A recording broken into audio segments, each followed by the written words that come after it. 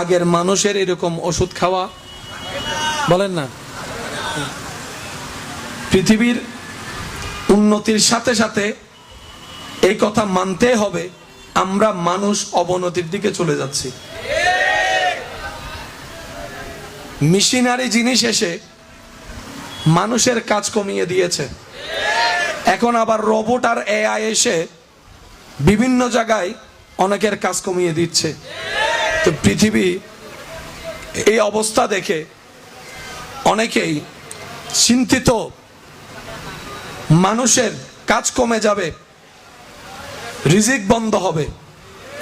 এই চিন্তা এখন অনেক মানুষ আছে যে কাজ না থাকলে তো আর খাবার। আপনাদের যদি কষ্ট না হয় একটু আওয়াজ দেন। কাজ না থাকলে খাবার। অনেক মানুষ কাজ না থাকার কারণে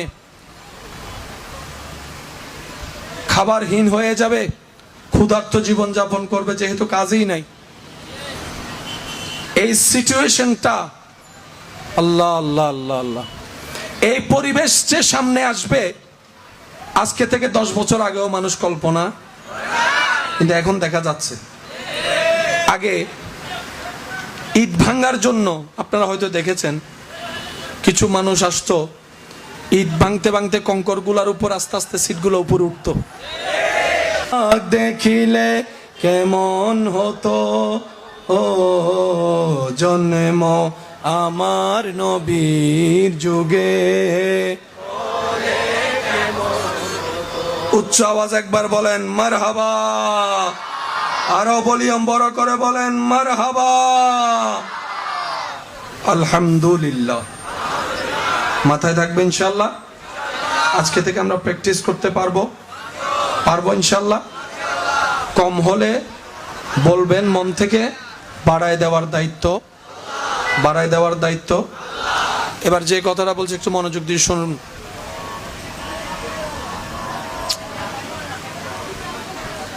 আগের যুগের মানুষের এত ওষুধ প্রয়োজন হয় নাই, এখন আমাদের যা ওষুধের দরকার। আচ্ছা, আগের যুগের মানুষের নিয়মটা ছিল ইসলামের নিয়ম মোতাবেক। এটা আপনাকে আমাকে মানতে হবে। আমরা যত মডার্ন হচ্ছি, বলেন না রে ভাই, মডার্ন হতে হতে হায়া লজ্জা মাথায় তুলে এখন লম্বা প্যান্ট হাফ প্যান্ট হয়ে হাঁটুর উপরে। এটাকে যদি